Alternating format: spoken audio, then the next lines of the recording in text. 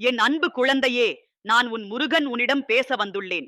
உன் இதயத்தில் குடிகொண்டிருக்கும் வேதனையை நான் அறிவேன். அநீதியும் துரோகமும் உன்னை சூழ்ந்திருக்கும் இந்த வேளையில் நான் உன் பக்கத்தில் நிற்கிறேன். கந்தன் என்ற பெயரில் உன்னை அழைக்கும் நான் உன் துயரங்களை துடைக்க வந்துள்ளேன். வேலும் மயிலும் துணையாக கொண்ட நான் உன் வாழ்வில் ஏற்பட்டுள்ள இருளை விலக்கி ஒளியை கொண்டு வர விரும்புகிறேன். உன் கண்ணீரின் ஒவ்வொரு துளியும் எனக்கு தெரியும். உன் நம்பிக்கையில் ஏற்பட்ட விரிசல்களை சரி செய்ய நான் இங்கே இருக்கிறேன். மகனே, மகளே, உன்னை நம்பி வாழ்ந்த மனிதர்கள் உன்னை ஏமாற்றி விட்டார்கள் என்று நீ நினைக்கிறாயா? உன் மீது கொண்ட நம்பிக்கையை யாராவது துண்டித்து விட்டார்கள் என்று வருந்துகிறாயா? நீதியின் பாதையில் நடந்த உன்னை யாரேனும் தவறான வழியில் திசை திருப்பி விட்டார்கள் என்று கவலைப்படுகிறாயா? இந்த உலகத்தில் நல்லது என்று நம்பிய எல்லாம் கெட்டுப்போய்விட்டது என்று எண்ணி இருளில் அமர்ந்திருக்கிறாயா? உன் இந்த நிலையைக் கண்டு என் இதயம் வருந்துகிறது. ஆனால் நீ அறிய வேண்டும், இந்த துன்பங்கள் உன்னை வலிமையாக்க வந்திருக்கின்றன. தீயில் சுடப்பட்ட தங்கம் எப்படி அதன் மிகச்சிறந்த வடிவத்தை அடைகிறதோ அதுபோலவே உன் வாழ்க்கையில் ஏற்படும் சோதனைகள் உன்னை மேலும் பரிசுத்தமாக்கும். நான் உன் அருகில் இருக்கிறேன், உன் இரட்சகனாக, உன் வழிகாட்டியாக, உன் அன்பின் ஊற்றாக. துரோகம் என்பது மனித இயல்பின் ஒரு பகுதி. அது அவர்களின் பலவீனத்தை காட்டுகிறது, உன் பலவீனத்தை அல்ல. உன்னை ஏமாற்றியவர்கள் உண்மையில் தங்களையே ஏமாற்றிக் கொண்டிருக்கிறார்கள். அவர்கள் உன்னை போன்ற தூய்மையான ஆத்மாவை புரிந்து கொள்ள முடியாத அளவுக்கு அவர்களின் மனம் மாசுபட்டிருக்கிறது. ஆனால் நீ அவர்களை மன்னிக்க வேண்டும். மன்னிப்பு என்பது அவர்களுக்காக அல்ல, உனக்காக. மன்னிப்பதன் மூலம் நீ உன் இதயத்தில் சுமந்திருக்கும் கோபத்தையும் வெறுப்பையும் விடுவிக்கிறாய். அநீதி என்பது இந்த பூமியில் தற்காலிகமானது, ஆனால் நீதி என்பது நித்தியமானது. இன்று அநீதி வெற்றி பெற்றது போல் தோன்றலாம், ஆனால் நாளை நீதி அதன் முழு வலிமையுடன் திரும்பி வரும். நான் நீதியின் அதிபதி. என் கையில் இருக்கும் வேல் அநீதியை அழிக்க வந்தது. உன் மீது நடந்த அநீதிக்கு பதில் நான் தருவேன். ஆனால் அது என் வழியில், என் நேரத்தில் நடக்கும். உன் மனதில் எழும் கேள்வி இதுதான்: ஏன் நல்லவர்களுக்கு கெட்ட விஷயங்கள் நடக்கின்றன? இந்த கேள்விக்கு பதில் சொல்ல நான் வந்துள்ளேன். நல்லவர்கள் என்பவர்கள் இந்த உலகத்தின் சோதனை கருவிகள். அவர்கள் மூலம்தான் இந்த உலகத்தில் இருக்கும் தீமையின் அளவு அளக்கப்படுகிறது. நீ ஒரு நல்ல மனிதனாக இருப்பதால் தான் தீமை உன்னை நோக்கி வருகிறது. இது உன் தவறு அல்ல, உன் நல்ல குணத்தின் அடையாளம்.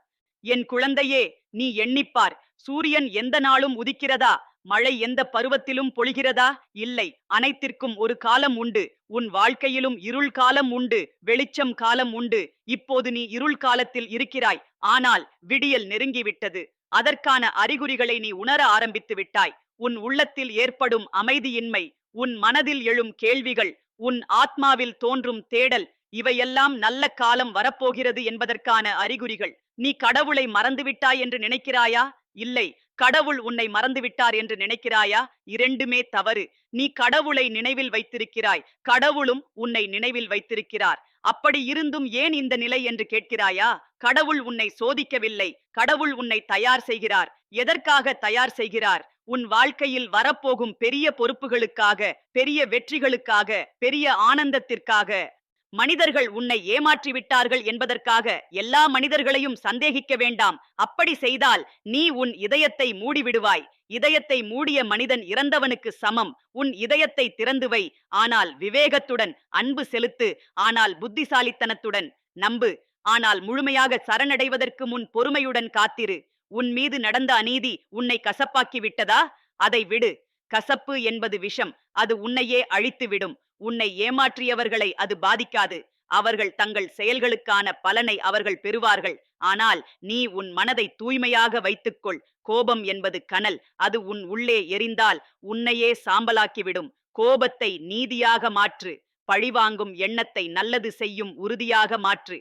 என் அன்பே, உன் துன்பத்தின் ஆழத்தை நான் அறிவேன். இரவு முழுவதும் கண்ணீர் விட்டிருக்கிறாய். தனிமையில் அமர்ந்து உன் வலிகளை எண்ணி எண்ணி வருந்தி இருக்கிறாய். உன் நம்பிக்கைகள் உடைந்து போனதால் வாழ்க்கையே அர்த்தமற்றது போல் தோன்றியிருக்கிறது. ஆனால் நீ அறிய வேண்டும், இந்த இருள் கணங்களில்தான் உன் உண்மையான சக்தி வெளிப்படுகிறது. வைரம் அழுத்தத்தில் தான் உருவாகிறது. நீயும் இந்த அழுத்தத்தில் ஒரு பரிசுத்த வைரமாக உருவாகி வருகிறாய். பிரச்சனையின் மையத்தில் நின்று கொண்டு பிரச்சனையை பார்த்தால் அது பெரியதாக தோன்றும்.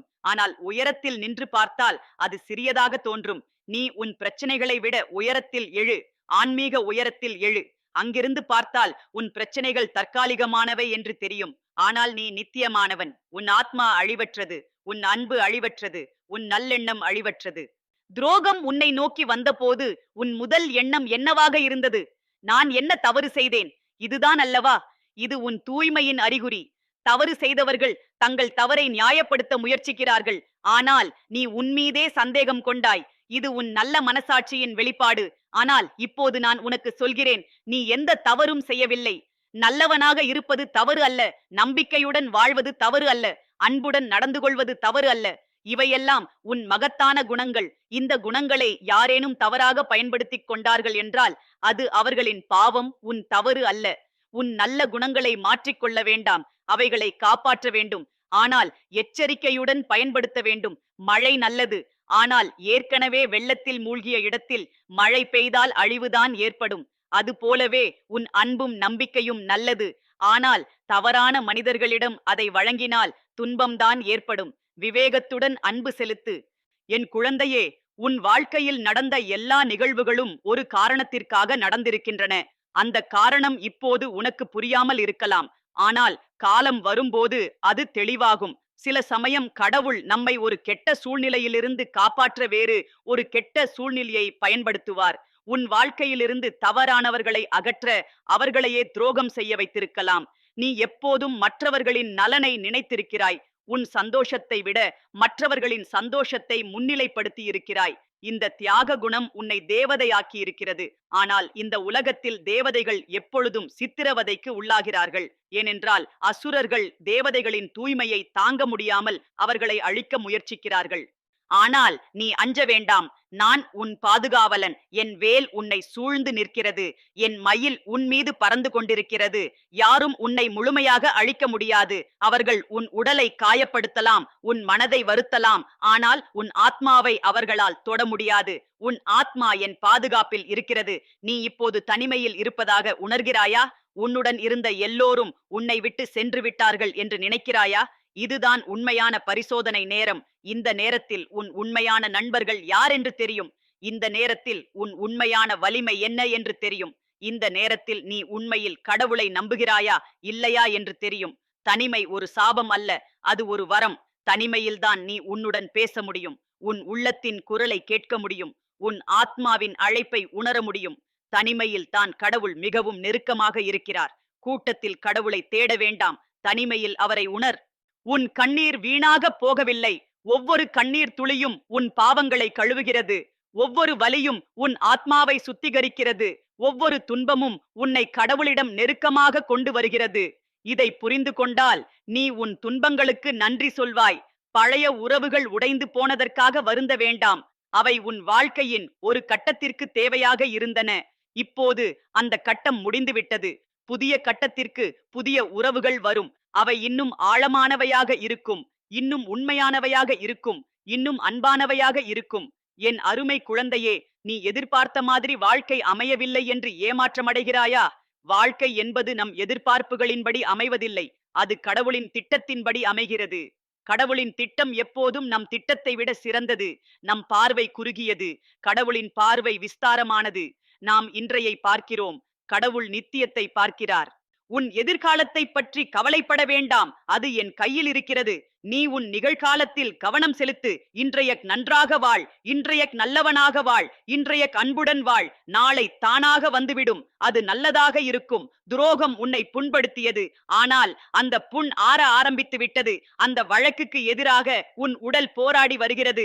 விரைவில் அது முழுமையாக ஆறிவிடும். அப்போது அந்த இடத்தில் வடு இருக்கும். ஆனால் அந்த வடு உன் வலிமையின் அடையாளமாக இருக்கும். நீ எதையும் தாங்கிக் கொள்ளும் சக்தி படைத்தவன் என்பதற்கான சான்றாக இருக்கும். மற்றவர்களின் தவறான முடிவுகளுக்காக நீ உன்னை தண்டித்துக் கொள்ள வேண்டாம். அவர்கள் தவறாக நடந்து கொண்டார்கள் என்பதற்காக நீ உன் நல்ல குணங்களை கைவிட வேண்டாம். தீமையை தீமையால் வெல்ல முடியாது. தீமையை நன்மையால் தான் வெல்ல முடியும். நீ நன்மையின் பக்கத்தில் நிற்க வேண்டும். எந்த சூழ்நிலையிலும் நன்மையின் பக்கத்தில் நிற்க வேண்டும்.